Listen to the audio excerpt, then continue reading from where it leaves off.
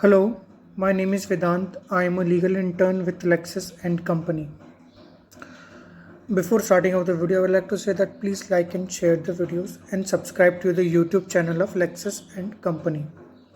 There is a small disclaimer that we have to give as per the guidelines of Bar Council of India that this videos does not promote or advertise anything about the company, and these videos are only for educational purposes. So, today's topic of the video is, does filing of a common charge sheet in case of same accused is permissible under law? The Karnataka High Court answered this question in a recently decided case. So, the facts of the case were Greenbirds Agro Farms Limited Company Limited, which was the respondent, along with its managing directors were alleged to have cheated the general public of rupees 12 crore 95 lakh 13,433 rupees by investment from it. The individual investors filed complaint before different police station in Mysuru district.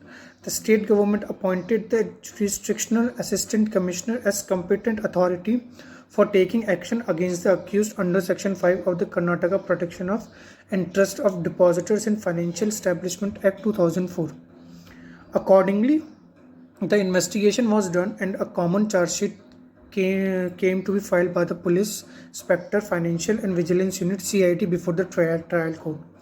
The trial court, by its impact order, rejected the charge sheet filed under the Act on the ground that the police inspector is not the competent officer to file the report or for taking action, and hence the accused were discharged for offence punishable under Section 9 of the Act. However, liberty was granted to the investigating officer to file a charge sheet before the jurisdictional magistrate for offences punishable under IPC, which is under challenge before this court. The state by CID filed this petition under Section 482 of CRPC 1973, being aggrieved by the order of trial court passed by Principal District and Session Judge Mysuru, having rejected the charge sheet filed by the Police Inspector Financial and Vigilance Unit CID Bangalore. Previously, the High Court dismissed the petition on 12/6/2020 and later restored the same on 1st October 2020. At that time, the learned counsel for the respondent appeared and submitted no objection to recall the order. Accordingly, application was allowed and petition was restored by recalling the order of dismissal. So, what was the contention of the state?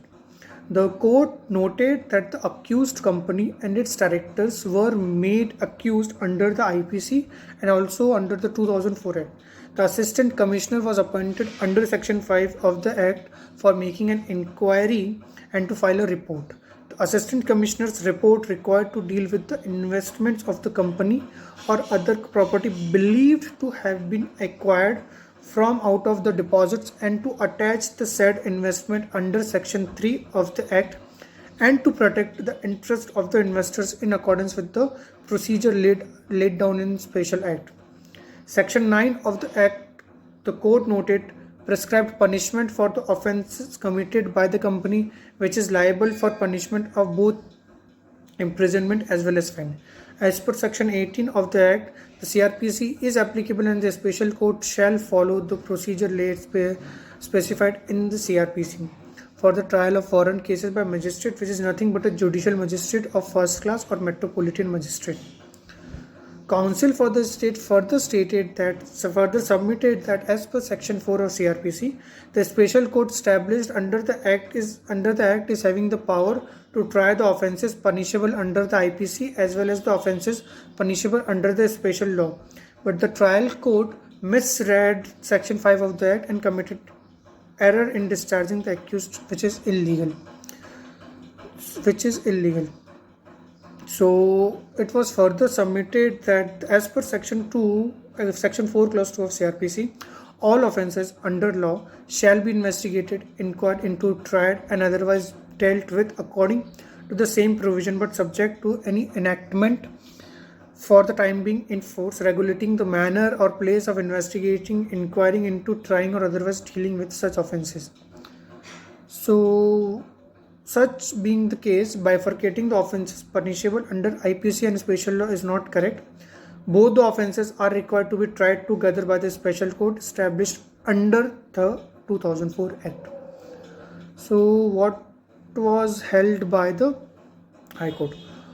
Observing that the state CID police have no authority to file a common charge sheet in different complaints, the court observed that, however, the investigating officer has to file separate charge sheet against each crime registered by the police on individual complaint. Thereafter, the special court shall take cognizance of the offences both punishable under the IPC as well as the Special Act by following the CRPC and dispose of the matter in accordance with the law.